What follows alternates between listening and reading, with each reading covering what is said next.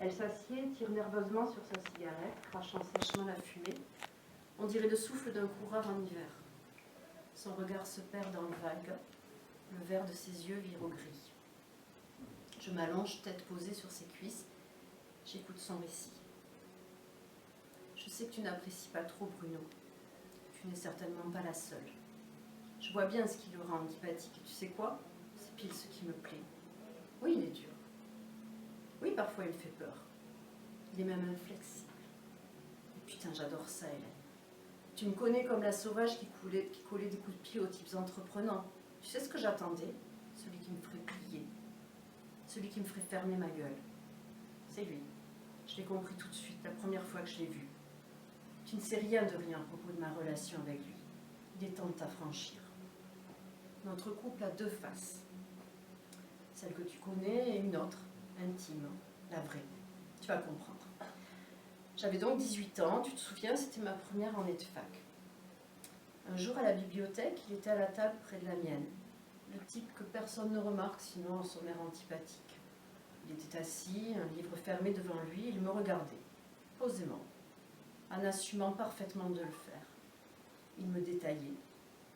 J'aurais pu le trouver bizarre, ficher le camp, me moquer de lui ou jouer l'indifférence, mais la vérité c'est que j'étais pétrifiée. Et une excitation mêlée de peur montait en moi.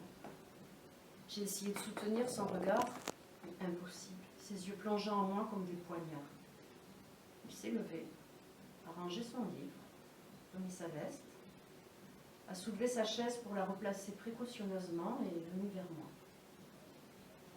Je me souviens avoir pensé à un félin tellement il marchait sans faire le moindre bruit. Juste un souffle glacé, comme dans un film à la con. Oui, il me glaçait, j'ai adoré ça. Il est passé près de moi, en me frôlant sans me regarder. Il a dit entre ses dents, « Suivez-moi ». Et je l'ai fait, comme téléguidé, jusqu'à sa voiture. Il a ouvert la portière passager, m'a ordonné de monter. Que voulait-il? Un plan de cul ou... Alors me conduire dans un lieu isolé, m'assassiner? Je ne savais pas très bien quoi penser de tout ça, mais c'était plus fort que moi. Au lieu de partir en courant en me traitant de malade, je suis restée avide de connaître la suite. Je voulais plus que tout découvrir ce que ce type comptait faire de moi. Il m'a conduite chez lui. À peine arrivé, sans cérémonie, il m'a embrassé, déshabillé, baisé. Sans un mot, presque mécaniquement, sans sembler se préoccuper de ce que je ressentais.